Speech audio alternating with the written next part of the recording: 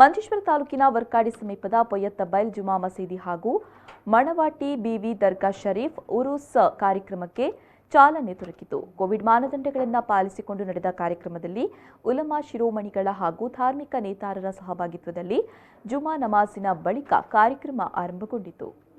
ಕೇರಳ ಹಾಗೂ ಕರ್ನಾಟಕದ ಸಂಗಮ ಭೂಮಿಯಾಗಿರುವ ಪೊಯ್ಯತ್ತಬೈಲ್ ಸರ್ವಧರ್ಮೀಯರ ಸೌಹಾರ್ದದ ಪ್ರತೀಕವಾಗಿದೆ. ಜಾತಿ ಮತ ಭೇದವಿಲ್ಲದೆ ಸಹಸ್ರಾರು ಮಂದಿ ಸಂದರ್ಶಿಸಿ ತಮ್ಮ ಅಭಿಲಾಷೆಗಳನ್ನು ಈಡೇರಿಸಿಕೊಳ್ಳುವ ಪುಣ್ಯ ಕೇಂದ್ರವಾಗಿರುವ ಪೊಯ್ಯತ್ತಬೈಲ್ನಲ್ಲಿ ಈ ಸಲ ಕೋವಿಡ್ ಮಾನದಂಡಗಳನ್ನು ಪಾಲಿಸಿಕೊಂಡೇ ಉರುಸ್ ಕಾರ್ಯಕ್ರಮವನ್ನು ನಡೆಸಲು ಮುಂದಾಗಿದೆ. ಪೊಯ್ಯತ್ತಬೈಲ್ ಮಣವಾಟಿ ಬಿವಿಯವರ ಮಕಾಂ ಜಿಯಾರತ್ತಿನ ಬಳಿಕ ಪೊಯ್ಯತ್ತಬೈಲ್ ಜಮಾಅತ್ ಕಮಿಟಿ ಅಧ್ಯಕ್ಷ ಜನಾಬ್ ಡಿಎಂಕೆ ಮೊಹಮ್ಮದ್ ಅವರ ಅಧ್ಯಕ್ಷತೆಯಲ್ಲಿ ಮಂಜೇಶ್ವರ ಸಂಯುಕ್ತ ಜಮಾಅತ್ ಅಧ್ಯಕ್ಷ ಅಲ್ಹಾಜ್ ಅಸಯ್ಯದ್ ಅತಾವುಲ್ಲಾ ತಂಗಲ್ ಎಂಕೆ ಉದ್ಯಾವರ ಧ್ವಜಾರೋಹಣಗೈದರು.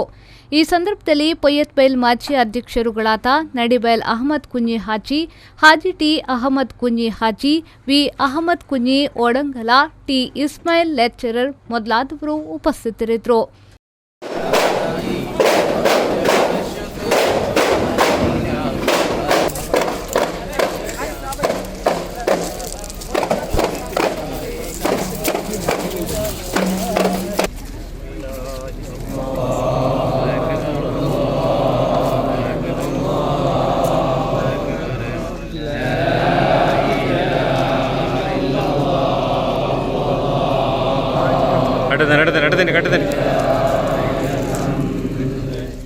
ಬಳಿಕ ಡಿಎಂಕೆ ಮೊಹಮ್ಮದ್ ಅವರ ಅಧ್ಯಕ್ಷತೆಯಲ್ಲಿ ನಡೆದ ಮತ ಪ್ರಭಾಷಣ ವೇದಿಕೆಯ ಉದ್ಘಾಟನಾ ಸಮಾರಂಭವನ್ನು ಅತಾವುಲ್ಲಾ ತಂಗಲ್ ಎಂಎ ಉದ್ಯಾವರ ಉದ್ಘಾಟಿಸಿದರು.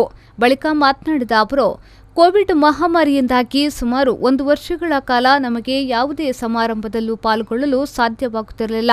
ಆದರೆ ಇದೀಗ ಅಲ್ಲಾವಿನ ಅಪಾರ ಅನುಗ್ರಹದಿಂದ ನಾವು ಮತ್ತೆ ಒಂದಾಗಲು ಅವಕಾಶ ಒದಗಿದೆ ಎಂದರು.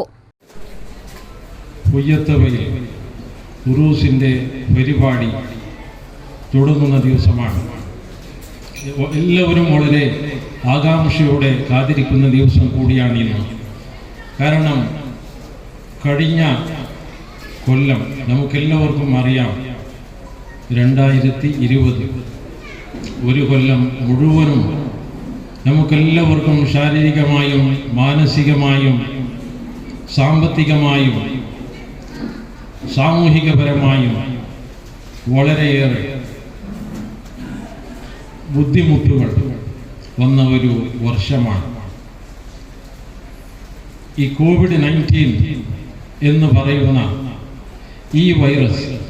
ಇದೇ ವೇಳೆ ಅಧ್ಯಕ್ಷ ಭಾಷಣವನ್ನ ಮಾಡಿದ ಡಿಎಂಕೆ ಮೊಹಮ್ಮದ್ ರವರು ಪೊಯ್ಯತ್ತಬೈಲ್ ಮಣವಾಟಿ ಬಿವಿಯವರ ಉರುಸ್ ಸಮಾರಂಭವನ್ನು ಕೋವಿಡ್ ಮಾನದಂಡಗಳನ್ನು ಪಾಲಿಸಿಕೊಂಡು ಬಹಳ ಸರಳವಾದ ರೀತಿಯಲ್ಲಿ ಈ ಸಲ ಆಚರಿಸಲಾಗುತ್ತಿದೆ ಎಂದರು.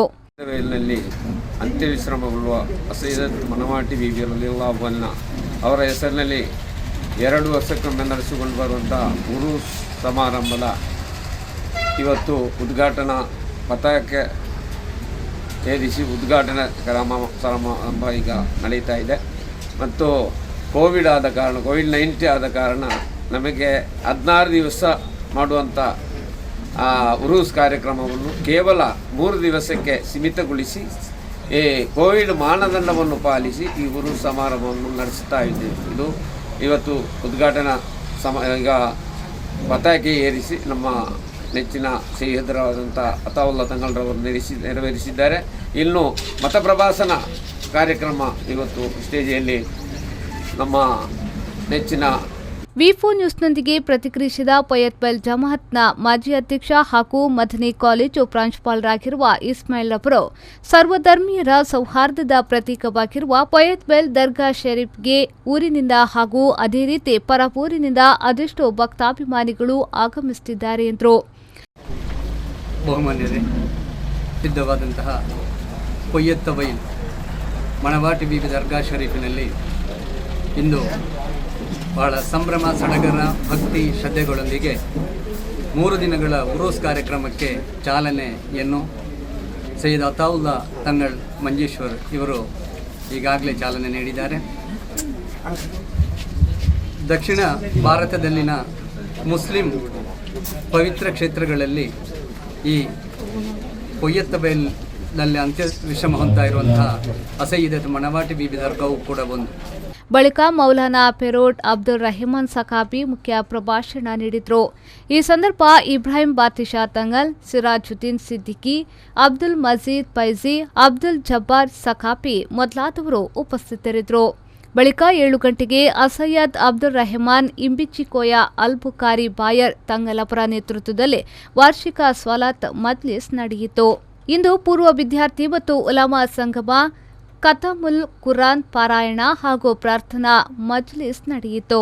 ನಾಳೆ ಹಗಲು ಉರೂಸ್ ಹಾಗೂ ಅನ್ನದಾನ ನಡೆಯಲಿದೆ. ಅಂದಿನ ಮೌಲಿದ್ ಪಾರಾಯಣಕ್ಕೆ ಬಹು ಅಸಯ್ಯದ್ ಅಹಮದ್ ಶಿಹಾಬುದ್ದೀನ್ ಅಲ್ ಮಶ್ ಹೊರತಂಗಲ್ ತಲಕ್ಕಿ ನೇತೃತ್ವವನ್ನು ನೀಡಲಿದ್ದು, ಮುಖ್ಯ ಅತಿಥಿಗಳಾಗಿ ಇಂಡಿಯನ್ ಗ್ರ್ಯಾಂಡ್ ಮುಫ್ತಿ ಬಹು ಸುಲ್ತಾನುಲ್ ಉಲಾಮಾ ಎಪಿ ಅಬುಬಕರ್ ಮುಸ್ಲಿಯರ್ ಕಾಂತಪುರಂ ಭಾಗವಹಿಸಲಿದ್ದಾರೆ. ರೆಹಮಾನುದ್ದೀನ್ ಅವರ ವಿ4 ನ್ಯೂಸ್ ಮಂಜೇಶ್ವರ.